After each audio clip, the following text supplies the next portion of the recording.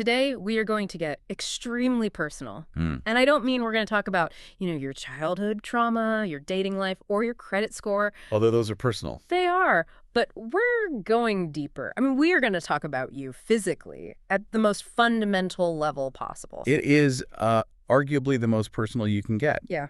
We aren't talking about organs or tissues or even, your DNA today. Yeah. We are talking about the machinery that allows you to have a self in the first place. Exactly. I want you, the listener, to just look at your hand for a second, Yeah. wiggle your fingers, Right. blink your eyes, even just listening to my voice right now, processing these words. You feel like a biological entity, don't you? Flesh and blood. But if we zoom in, and I mean way in, you Okay. weren't really powered by biology in the way people usually think about it. You are fundamentally an electrical machine. That's the hook, isn't it? Every single thought, every muscle twitch, every heartbeat is powered by electricity. It is. Yeah. But we have to be really clear here. Yeah. Let's clarify that right off the bat, because when I say electricity, people immediately think of copper wires and, Yeah. lithium batteries, electrons flying down a cable. They think of their toaster. And that is absolutely not what is happening inside you. This is not dry physics. It's wet chemistry. Wet. It's salt water. It's proteins that act like gates. It is just an unbelievably sophisticated physics taking place in a warm, squishy environment. It's ions, charged atoms moving through fluid.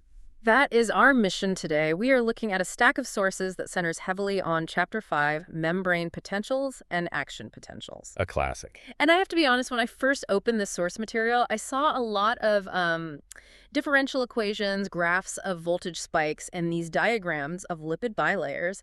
And I just thought, okay, this is going to be heavy. It is heavy. I mean, there's Yeah. no way around that.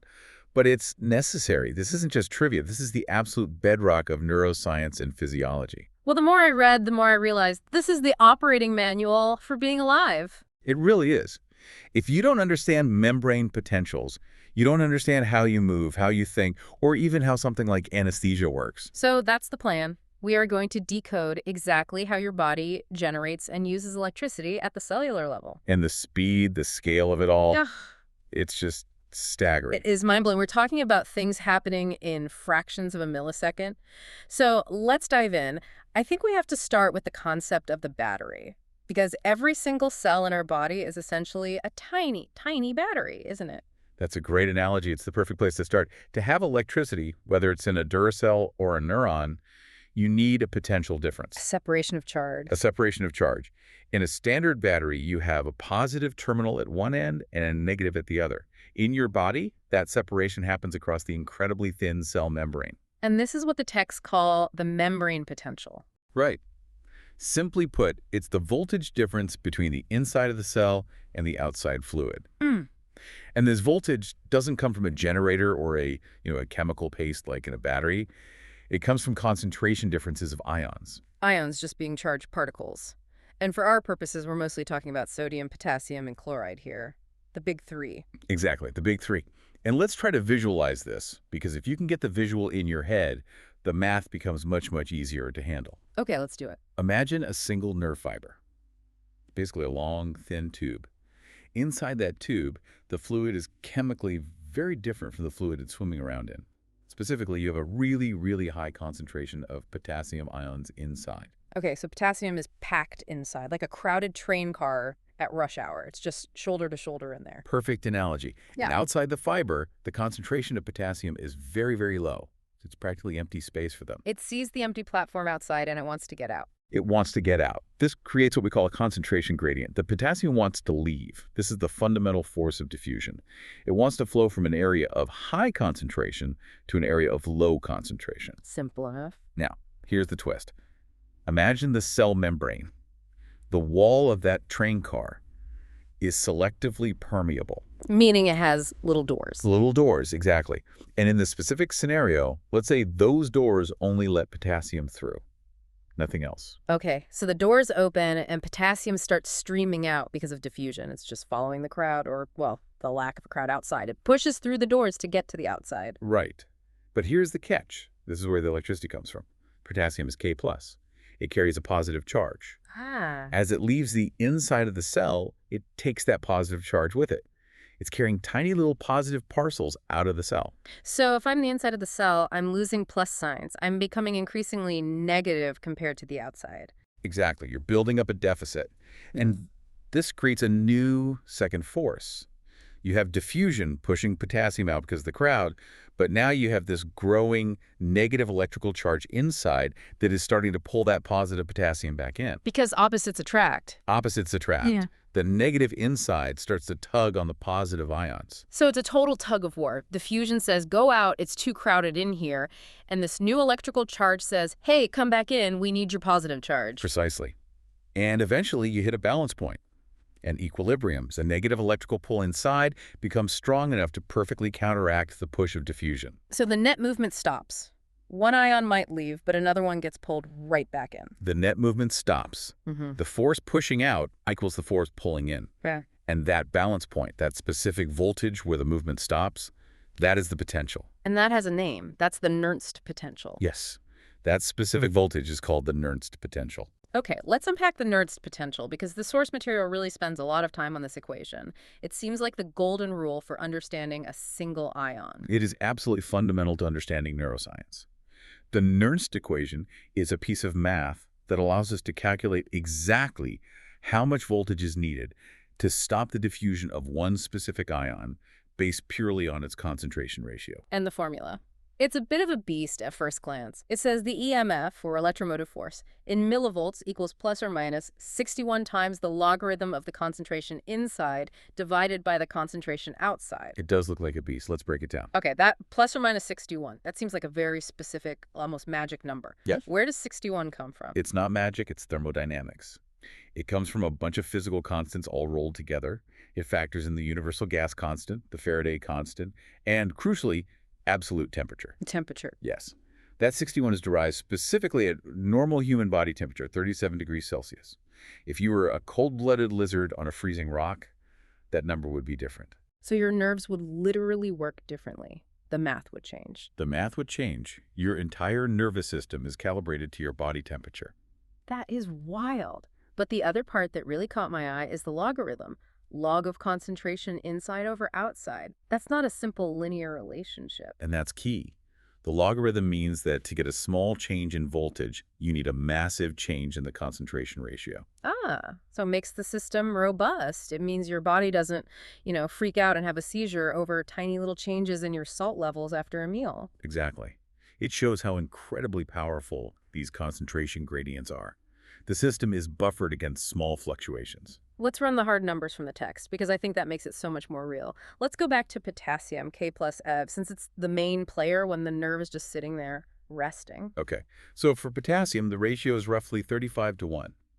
There is 35 times more potassium inside the nerve fiber than there is floating around outside. 35 to 1. So you plug that ratio into the Nernst equation, and knowing that potassium has a positive charge, the math spits out a potential of negative 94 millivolts. Negative 94, meaning if the membrane were only open to potassium and nothing else, the inside of the cell would naturally settle at a voltage of negative 94 millivolts compared to the outside. Correct. That negative 94 millivolt is the happy place for potassium. It's the voltage where it's perfectly content with the electrical and chemical forces in balance. Okay, now let's compare that to sodium. Sodium Na plus A is the complete opposite, isn't it? Completely. Sodium is the mirror image. It's highly concentrated outside the cell. The ratio is about 0.1, meaning there's 10 times more outside than inside. So sodium is desperate to get in. It desperately wants to rush in.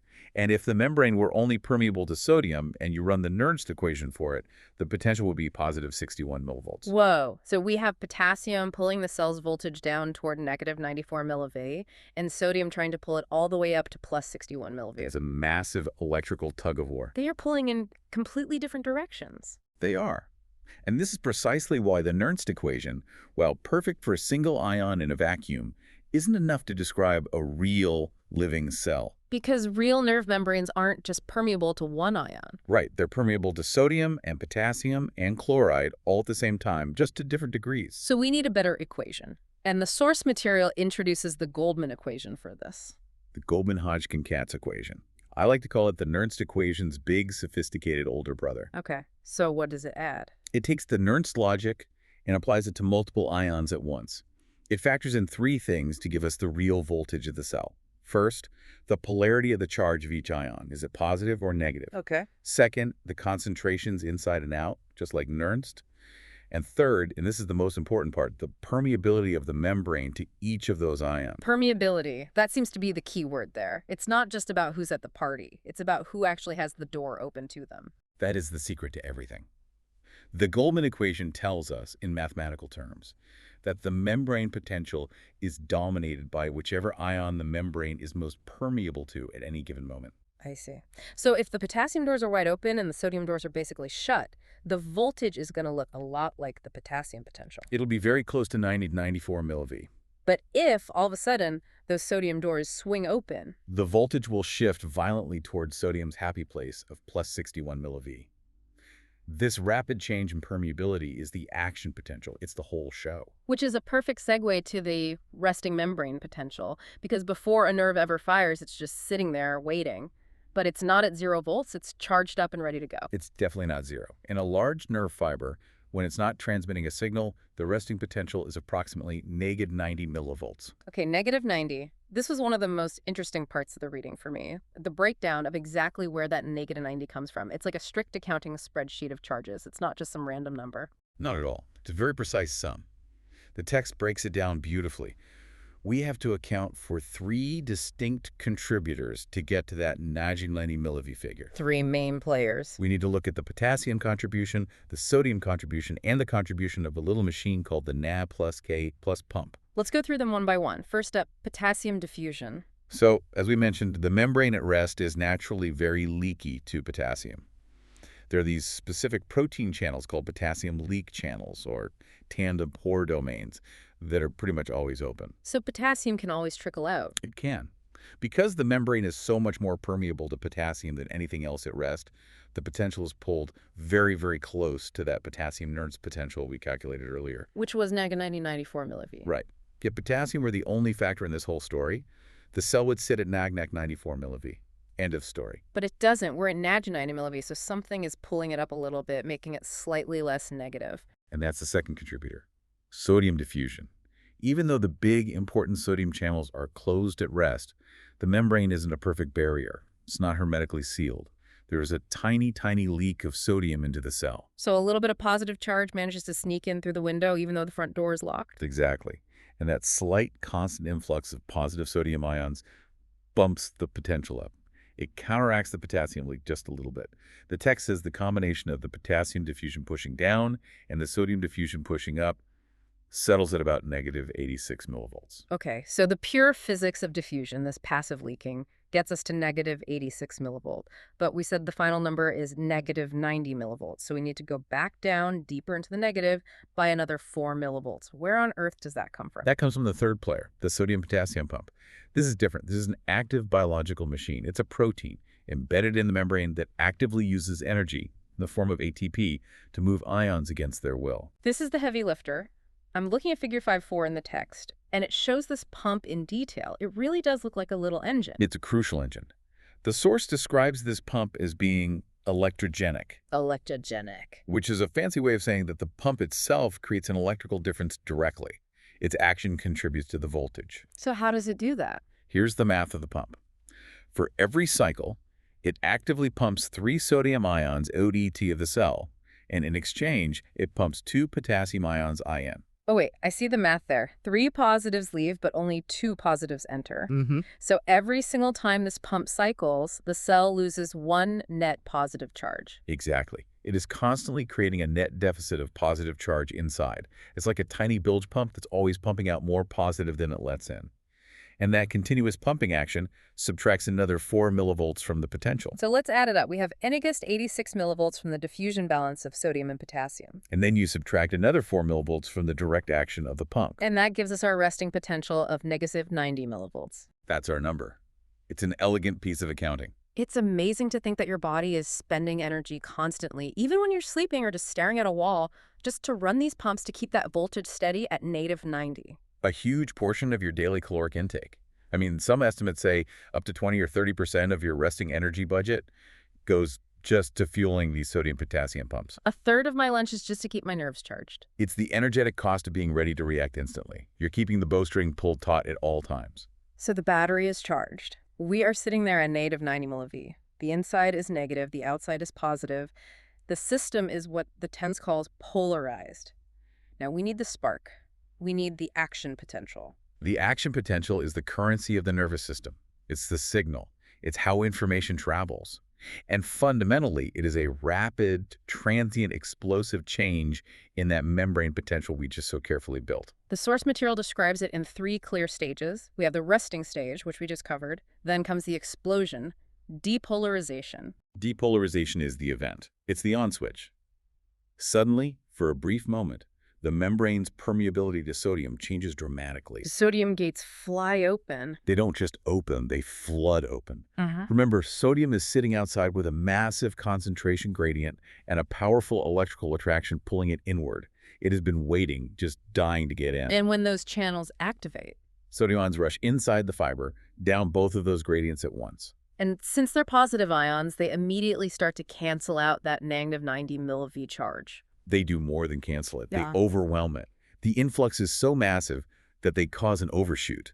The potential shoots up past 0 to about plus 35 millivolts in large nerve fibers. The polarity of the cell literally flips on its head. For a split second, the inside becomes positive and the outside becomes negative. That's the spike. That's the signal you see on an oscilloscope. But it can't stay there. We have to reset the system and fast.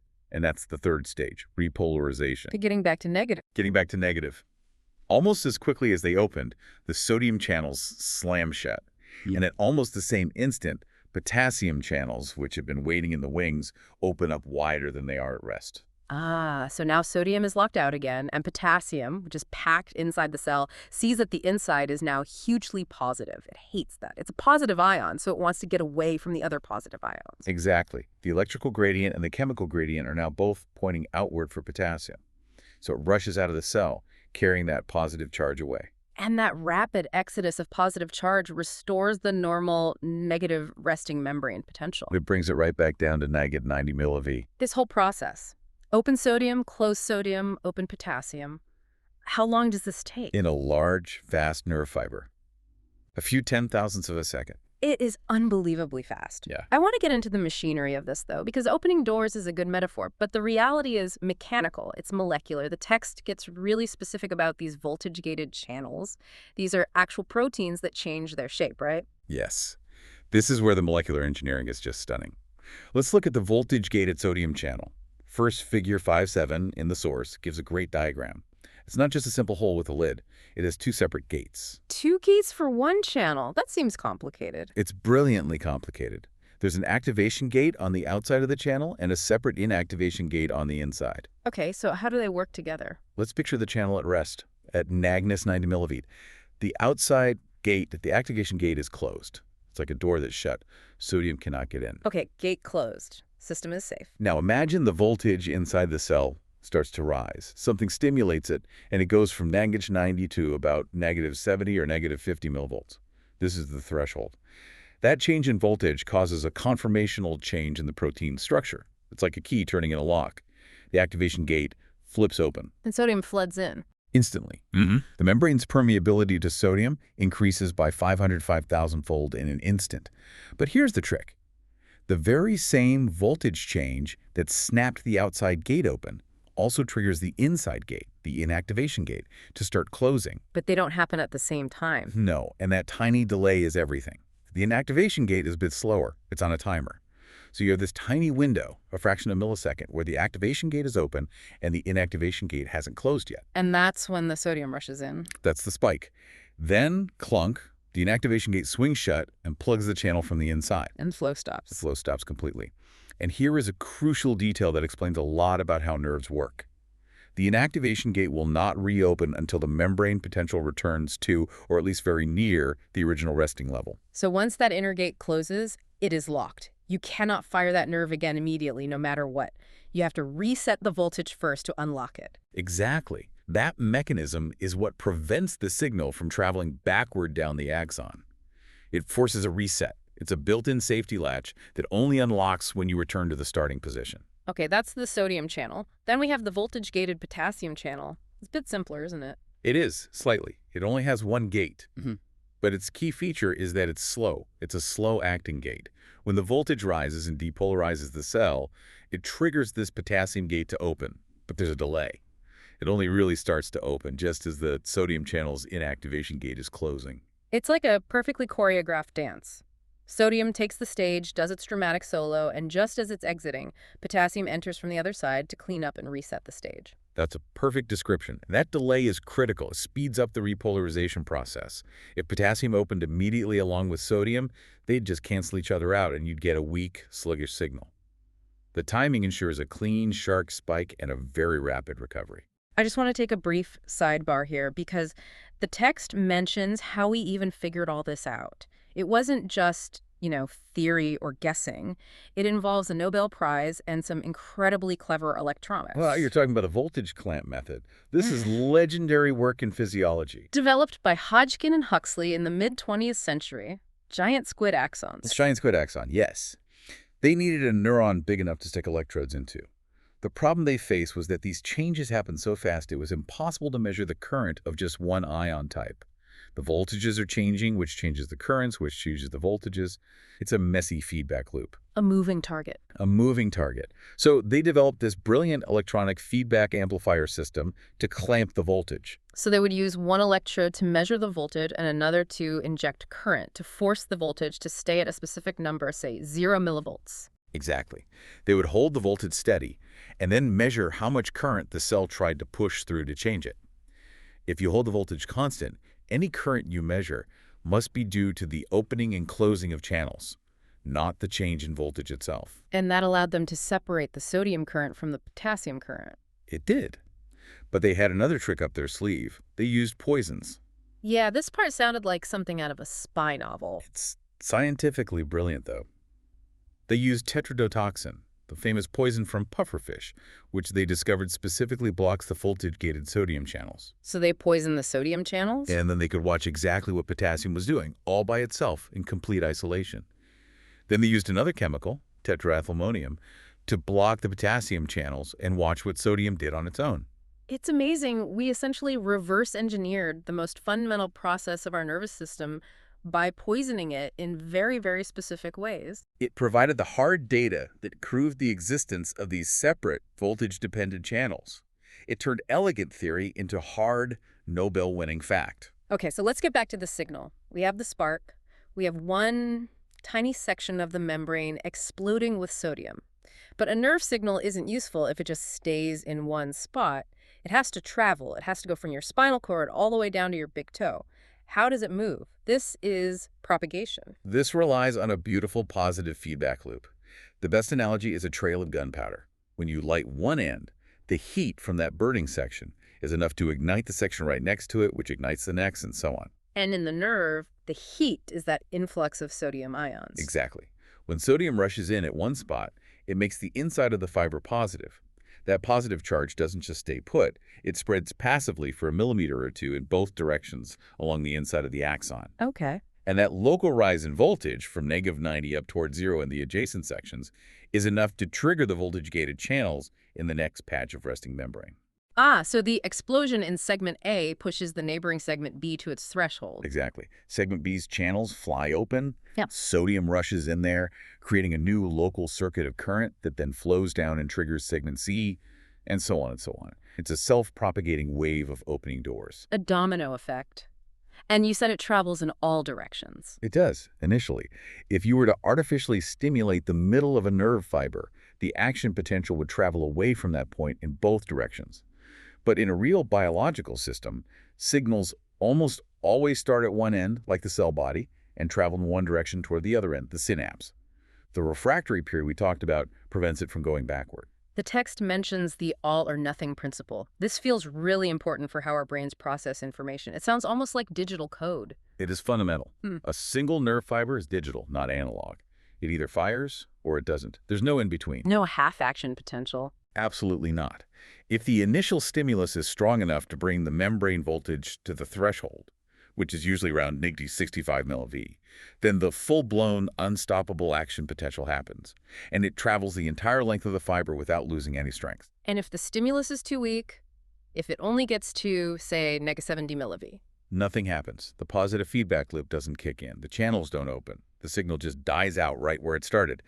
This is crucial because it ensures that random electrical noise in the system doesn't get amplified and transmitted as a meaningful signal. It's binary. It's a 1 or a 0, on or off. Exactly. Now, how your brain interprets the intensity of a signal, like the difference between a light touch and a hard slap, is by changing the frequency of these all-or-nothing spikes, not their size. So a stronger stimulus means more spikes per second. More spikes per second. It's a frequency-based code. There's also this concept in the text of a safety factor. Right. This is just a measure of how robust the signal is. You don't want the signal to fizzle out halfway down your arm. The safety factor is the ratio of how strong the action potential actually is versus the minimum strength needed to trigger the next section. And it has to be greater than 1. It has to be greater than 1. In healthy nerves, it's usually much greater than 1. The action potential is far stronger than the minimum needed, which gives it a buffer and ensures the signal gets to its destination every time. Now, it turns out not all action potentials are created equal. The simple spike up, spike down model isn't the whole story. The text goes into some special features. One that really stood out to me was the plateau. Ah, yes. Because in a normal nerve, it's spike up, spike down, super fast. But in certain tissues, like the heart, it's completely different. The heart is a very special case. Think about it. If your heart muscle twitched as fast as a regular nerve for just a millisecond, it wouldn't be a very effective pump, would it?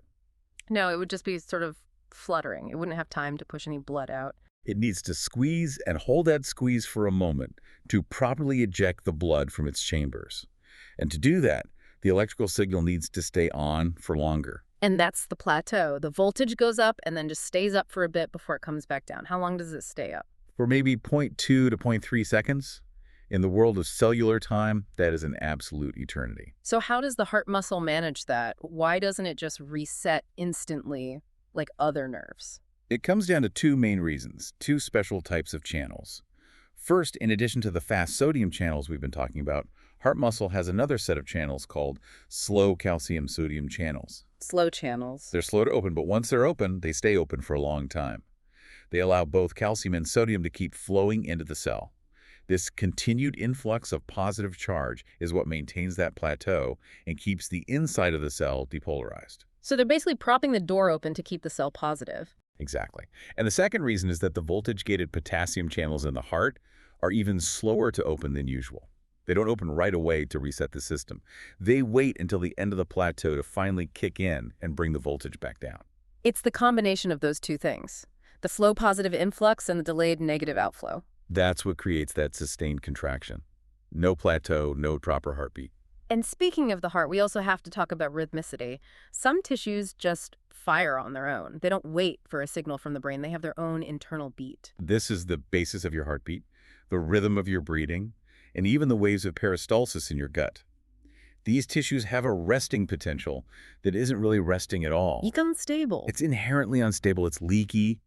In the heart's pacemaker cells, for example, the membrane is naturally permeable to sodium and calcium ions. So even when it resets after a beat, positive charge immediately starts leaking back in. Immediately. The voltage never sits still. It slowly drifts up from -60 to -55 to -50 until it naturally hits the threshold voltage all by itself. And boom, it fires an action potential automatically. Exactly.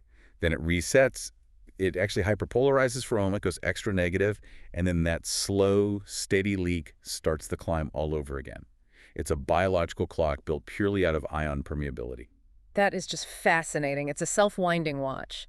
Now let's talk about speed, because if we relied on this segment-by-segment burning fuse method for everything, especially over long distances, we'd be pretty slow, wouldn't we? We would be giants, but we would be incredibly slow giants.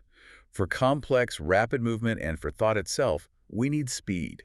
And this brings us to one of the coolest evolutionary upgrades in the nervous system, saltatory conduction. This involves those Schwann cells and the famous myelin sheath. Right. Think of the nerve axon like a copper wire. If you want the signal to travel efficiently, you don't leave the wire bare, you wrap it in a thick rubber insulation. To stop the electricity from leaking out. To stop it from leaking out. That's exactly what myelin is. It's a fatty lipid substance called sphingomyelin that acts as a fantastic electrical insulator. Schwann cells wrap themselves around and around the nerve fiber, creating this thick sheath. But if the entire nerve is insulated, how does the signal get in and out? Where do the ions flow? There are gaps. The insulation isn't continuous. Every 1 to 3 millimeters, there's a tiny uninsulated break in the sheath. And this gap is called a node of Ranvier. And these nodes are where all the action happens. Precisely. All of the voltage-gated sodium and potassium channels are clustered, highly concentrated, only at these nodes. The insulated parts in between have almost none. So ions can only flow across the membrane at these periodic gaps. So how does the signal get from one node to the next if the part in the middle is completely insulated and has no channels? The electrical current flows through the fluid inside the axoplasm. When sodium rushes in at one node, it creates a positive charge that zips down the core of the fiber very, very quickly. Because the walls are insulated, the current travels with almost no loss until it hits the next node. And then that current is strong enough to trigger an explosion, a full action potential, at that next node. Yes, the signal effectively jumps from node to node. That's what saltatory means. Comes from the Latin word saltare, which means to leap or to dance. And the difference in speed is massive. It's huge. It increases the velocity of nerve transmission anywhere from 5 to 50-fold. We're talking about signals moving at over 100 meters per second in large myelinated fibers compared to maybe just half a meter per second in small unmyelinated ones. Plus, the text says it saves a ton of energy. A lot of energy. Think about it. Yeah. You only have to go through the whole process of depolarization and repolarization at the tiny nodes. You only have to run those expensive sodium-potassium pumps to restore the ion balance at the nodes, not along the entire length of the membrane. It's high speed and it's fuel efficient. Nature really optimized that design. It's the nervous system's equivalent of an express train that only stops at major stations. Okay, we're coming into the home stretch here. We understand the battery, the spark, the propagation, and the speed upgrades. But a system this powerful, this explosive, has to have controls. It needs limits. Absolutely. If your nerves just fired uncontrollably all the time, you'd just be in a constant state of seizure. We need precise ways to control when they can and cannot fire. This brings us to the refractory period. You touched on this earlier with those sodium gates locking shut. Right. We can divide it into two phases. First, there's the absolute refractory period. Absolute, meaning no exception. No exceptions. During this time, which is about 12/2500th of a second for a large fiber, you absolutely cannot trigger a second action potential.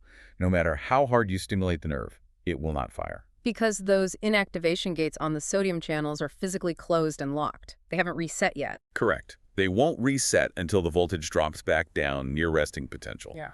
And this physical limitation sets a hard speed limit for the nerve. The absolute maximum firing frequency is about 2,500 impulses per second. But then, right after that, there is a relative refractory period. This is the maybe zone. It happens right after the absolute period ends. The sodium inactivation gates have reset and are ready to go again, but the slow-acting potassium channels are still wide open. So potassium is still rushing out of the cell, trying to make the inside extra negative? Exactly. It's actively opposing any new stimulus that's trying to depolarize the cell. So you can fire the nerve again during this period, but you need a much stronger stimulus than you would normally. You have to overcome that continuing potassium outflow. So it effectively filters out weak, trailing signals during the recovery phase? Only a really strong, important signal can break through. Precisely. It helps the body distinguish between weak and strong sustained signals, and helps sharpen the timing of nerve impulses. Now, let's talk about how we can manipulate this system from the outside. Specifically, inhibition and anesthesia. Because when I go to the dentist, I'm very, very grateful that my nerves stop working for a little while. How does something like lidocaine or procaine actually work on a molecular level? Local anesthetics are fascinating. They are a perfect application of all this theory. They act directly on the activation gates of the voltage-gated sodium channels. They mess with the door handle. That's a great way to put it. They essentially bind to the channel and make it much, much harder for the activation gates to open. They stabilize the membrane and reduce its excitability. So even if the nerve gets a pain signal from the dentist's drill and the voltage starts to rise, the gates just won't open. Or not enough of them will open. The signal might start, but because the gates are so stiff and unresponsive, the action potential isn't strong enough to propagate. That safety factor we talked about drops below 1. The gunpowder trail is wet. The gunpowder is wet, the explosion fizzles out before it ever reaches your brain. So the pain is technically there at the tooth, but the messenger gets shot on the way to headquarters. Exactly. The line of communication is cut. There's one other control factor the text mentioned that honestly scared me a little. The role of calcium ions in the extracellular fluid. Yes. Calcium. It's a major player. Calcium acts as a stabilizer. It seems to bind to the exterior of the sodium channel protein, and by its positive charge, it makes it harder for the voltage change to open the gate. So high levels of calcium outside the cell make your nerves less excitable. Right. But the scary part, as you said, is what happens when your calcium levels drop too low. The text says if the calcium concentration in your blood falls by just 50%, the nerves become incredibly excitable. They start firing spontaneously, with no stimulus at all. This condition is called tetany. The nerve impulses fire repetitively, causing your muscles to go into spasm and contract uncontrollably. And that can be lethal. It can be lethal if it affects the respiratory muscles. It just shows how delicate the balance of your body's chemistry is. A little less calcium in your system, maybe due to a parathyroid gland issue, and your own electricity turns against you. It really is a finely tuned electrochemical engine. It runs on a knife's edge. Every second of your life. So let's zoom out. We've been deep in the weeds of millivolts and protein gates. We've covered a lot of physics and chemistry. What does this all mean for the listener sitting there thinking with the very machinery we've been describing? Well, it means that your entire experience of reality, the red of a rose, the sting of a bee, the memory of your first kiss, is all encoded in these tiny, fleeting fluctuations of voltage. It is, at its core, just sodium and potassium rushing back and forth across a fatty membrane, all governed by the cold, hard math of the Nernst equation.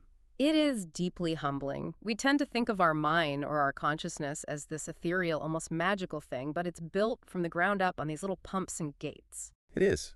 And it does leave you with a provocative thought, doesn't it? If our consciousness, our very self, is built on the predictable movement of sodium and potassium ions, what happens when we manipulate those ratios artificially? Yeah. We talked about anesthesia, which just turns the signal off. But what about more subtle changes? The source mentions how a 50% drop in calcium can cause spontaneous, uncontrolled nerve discharge. It makes you wonder how fragile that line is between a controlled, coherent thought and a biological short circuit. That is a thought to mull over. It's a reminder that the whole system, our whole reality, depends on keeping the salt balance just right. So next time you drink a Gatorade to replenish your electrolytes, remember, you aren't just hydrating. You are literally reloading the battery that makes you, you. Couldn't have said it better myself. Appreciate the billions of tiny batteries charging and discharging inside you right now. That's it for this deep dive into the spark of life. Thanks for listening, and keep those ion channels open. See you next time.